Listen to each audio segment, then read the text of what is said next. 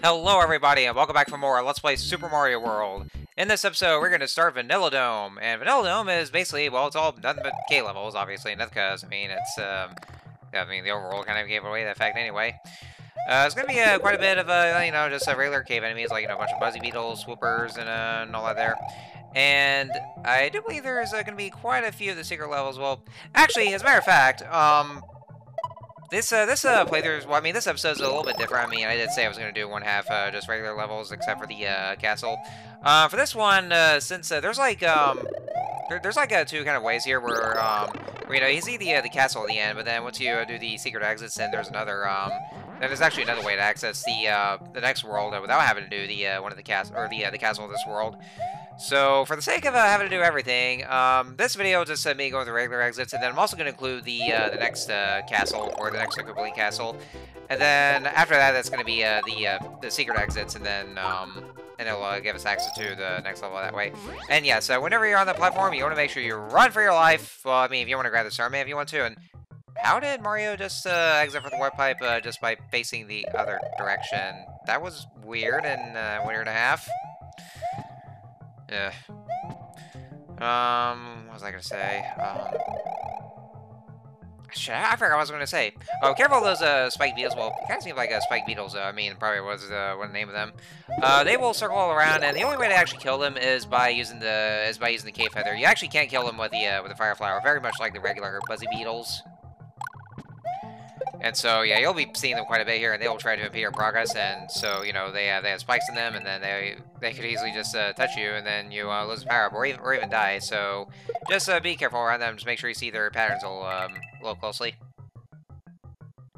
This stage here is a little more maze-like, as you can see here, where you have to figure out which kind of pathway you want to go for. I thought I was supposed to have the block, but I guess these blocks are just sturdy, so I guess that didn't really work. Let me see. I was trying to think what I was trying to say, but I forgot what it was. I think it was about like the castle exits or the secrets of Vanilla Dome. Well, actually, yeah, that's right. So yeah, just for the sake of having to do everything in this playthrough, because just like with the other just like my other Mario Let's Plays, this is a full playthrough. So I'm gonna want to make sure to clarify all the stages and just do all the secret exits and all the exits as well. So I've been saying that a lot before, but I figured just because I still want to go through every well, just make sure it's a full playthrough. So yeah, the castle number 3 is just gonna have to be included. And yeah, these stages are they're pretty long for one thing. Oh, yeah, you see Cheep Cheeps just flapping the ground here. You might be running into them. Yeah, these stages are gonna be they're gonna be pretty long because like I said, they're a bit longer than the other Mario games where the stages don't really take too long, especially in a Mario 3. Well, I would say more so like in a Mario 1, but Mario 3 especially. I know Mario 2 has their own kind of share of longer stages, but I don't know if I should probably count that though, because it's since it's actually originally supposed to be based off of a different game, a Doki Doki Panic, and not an original Mario game.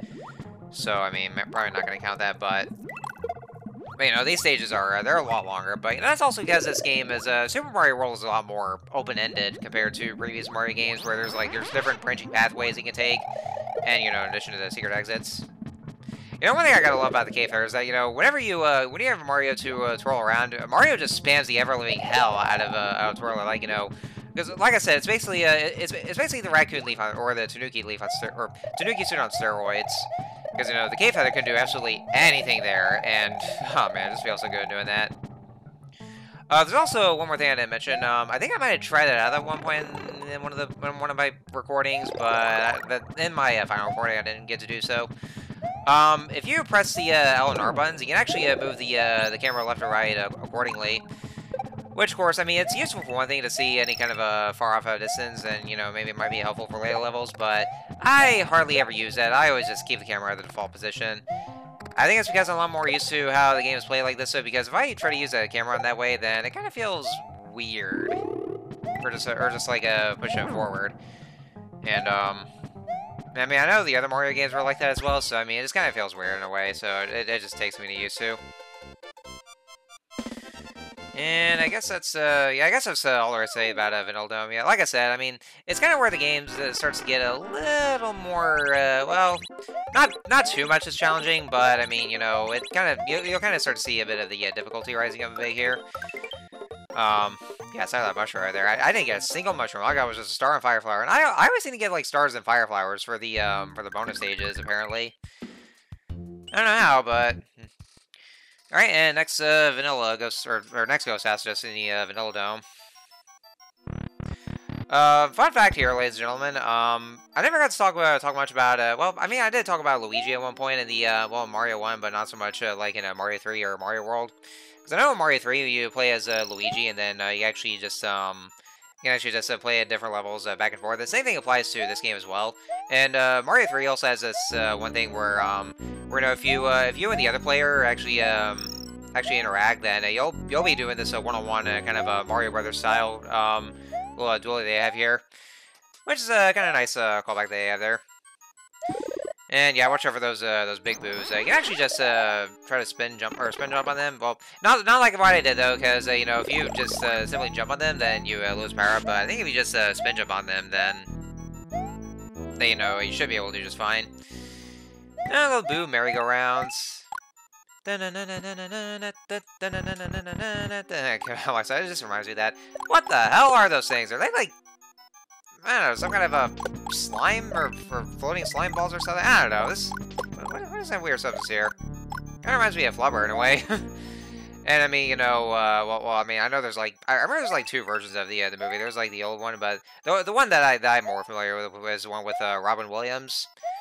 So yeah, that's one I know more of. But I've actually seen a bit of the original one, that like this old vintage style kind of a movie. Like, you know, I think back in 7th grade, because my teacher at the time, or my my science teacher at the time, just showed us that movie. And I mean, you know, I don't know. I mean, I wasn't really that into it though. I mean, I guess because it's, you know, beyond my time. So I mean, if I was watching any of those versions, I'd just go for the Robin Williams version. Yeah, I guess that's kind of what those slime balls remind me of. I mean, or whatever the hell those things are. It's kind of weird. Going back to the bit with Luigi. I will say this though, that Luigi's sprite is kind of inconsistent in a way. Or actually, let me stop myself right there. I want to talk about a few things I like in this level. So, we have this gimmick here, this skull rat that you can ride on, and also some new enemies. These are the Blargs. They will look at you first, and then they'll try to charge at you. So, and you know, you can't really kill them either, because well, they're made of lava. That's you know, basically all there is about the Blargs. So just you gotta try to be careful with them. I actually like the name as well. Like, you know, just literally go like Blarg. Yeah, it's kind of a fitting name for that. I mean, you know, they could have just called him something else, like, you know, maybe Fiery Dinosaur or something. Well, I mean, that's probably not as great, but you know, just the way they sound like it is like, hey, let's go for the name Blarg. And you know, they're kind of they can be a bit creepy in a way. I mean, you know, they are rather goofy looking and somehow, but I mean, it's kind of something that could actually startle younger players just seeing that. But I mean, I don't know, they don't scare me that much though, because I mean, just because of how goofy they look. Anyhow, so back to what I was saying about Luigi sprites. So you know how usually the sprites for Luigi, like they're always or back in the earlier days, they were basically just a palette swap of Mario. Where like where in Mario 1, the sprite color for sprite palette for Luigi has like well, you know, he just would either be Fire Luigi, or his fire form, and then Mario 2 actually gave him his own unique sprite where, you know, he's supposed to be portrayed as Solar. And, oh yeah, and I also, well, I don't know what happened there. I was probably supposed to jump in here, but for some reason I didn't even think to do that. I thought it was actually trapped here, so I just went ahead and let myself get killed. And yeah, that probably shouldn't have happened right here, but I mean, well, at least I got to show off what it's like to just, see it was checkpoint, or the checkpoint. So that was actually, that was a dumbass moment on that part right here. Where like I could have just you know, jumped on the shell and then went back up to the platform, but it was well, it was a little tight because I didn't activate the red switch palace yet. But I didn't think to do that. It never crossed my mind, so I just let myself get killed. So that was definitely a dumbass moment. So that was actually my fault.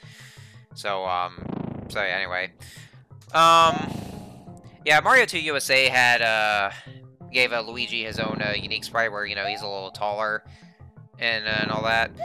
And also, he has a bit of a different facial features. Mario 3 actually kind of goes back to with Luigi being just a Pally Swap of Mario. And then, oddly enough, though, same thing applies to the original release of Super Mario World. Like, you know, even though I'm playing this on the Nintendo Switch Online, but this one is actually based off of the original release of Super Mario World. So therefore, you know, if I had a second player play as Luigi, then you just see him being a complete Pally Swap of Mario. And then strangely enough, though, and then that got me back to thinking, like, in the All-Stars port of Mario 1, they also gave Luigi his own kind of unique sprite, but then the other ports of well, the other All-Stars port of Mario 3 just you know, have applied to just a Pally swap.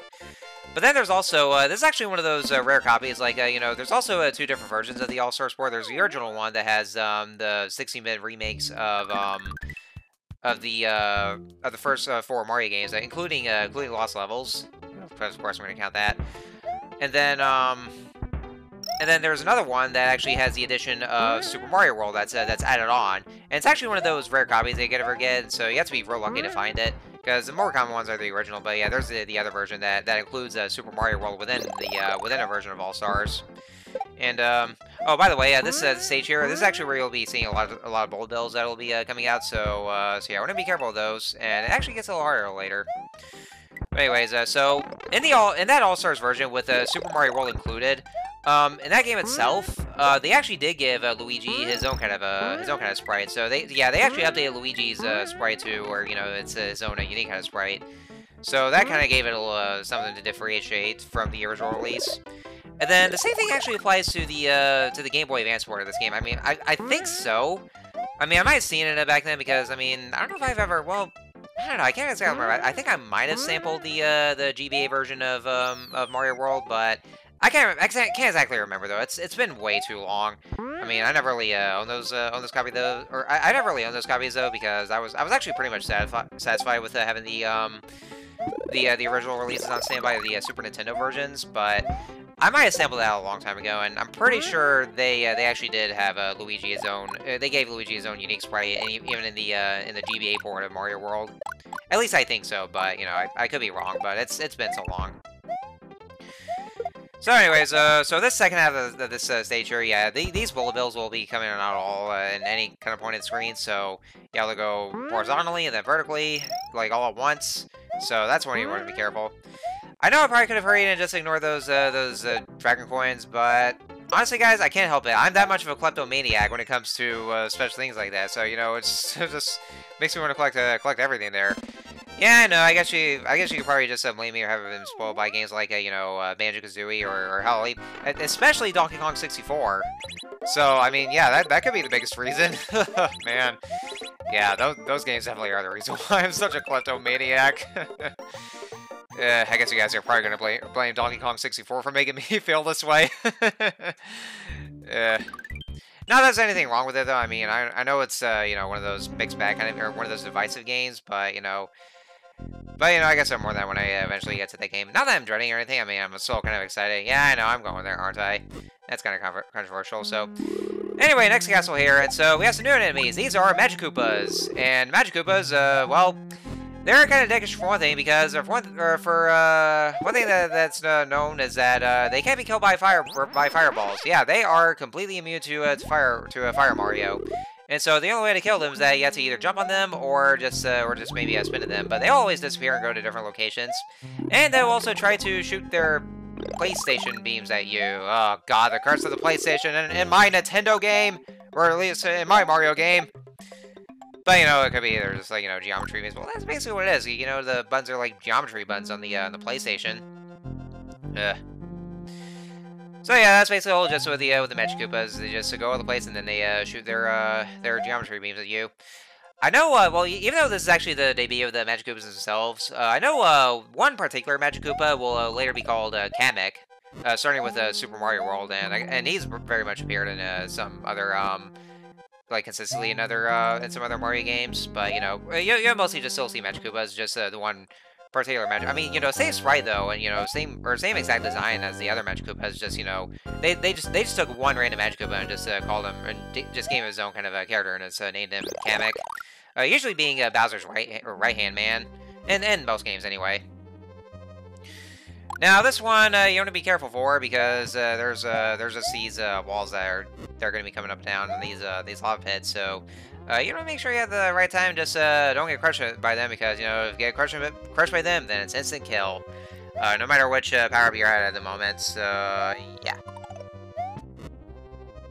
Ah man, times like these I wish I had my cave feather because you know if I had that, then I could be able to just kill those dry bones, which sounds redundant because you know technically they're already dead. Well, they're undead actually, just you know being undead undead versions of the Koopas.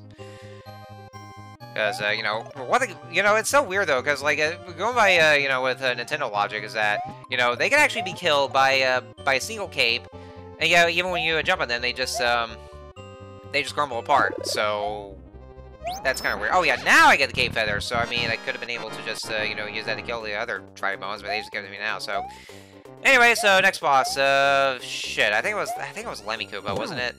I always get the names confused. Like there's Lemmy and then Lemmy, Larry, and then whatever. So for this one, it's you know yeah just like all of the others again, pathetically easy. Except for that fireball that will just be coming in all other directions here. Well, kind of like just ricocheting over. So what you want to do is that you want to make sure to jump on the real Lemmy Koopa. And do that 3 times, and you'll actually just fall into lava. Make sure you don't get the fake ones, like, you know, those obviously fake dolls right here, because, you know, that's the wrong one. Just make sure you get the real one. It's very easy to tell. It's actually pathetically easy. You know what? All the other Koopalings are pathetically easy somehow after Mario 3. It's weird, though. It's so easy. It's very easy to distinguish. There's no way you can actually be confused by this, so... Anyway, castle's done. Ooh, he's got a hammer. Nice! Mario has triumphed over Lemmy Koopa. Okay, yeah, I was right. It was Lemmy. God damn it. Triumph of Lemmy Koopa of Castle Number 3. Mario's quest is starting to get much more difficult. Have you found the red and green switches yet? Well, I got the green switches, but not the red switches. But that's gonna be for another time. Though. I'll get to that eventually. Yeah, it actually doesn't say what level you're gonna go to next, though, because they actually kept it a mystery. But you're gonna access the next level. So. Anyway, yeah, Castle Number 3 is just went and showed it off in there because, well, you know, there's another way to access the next level without the castle, but I figured just go get out of the way, so...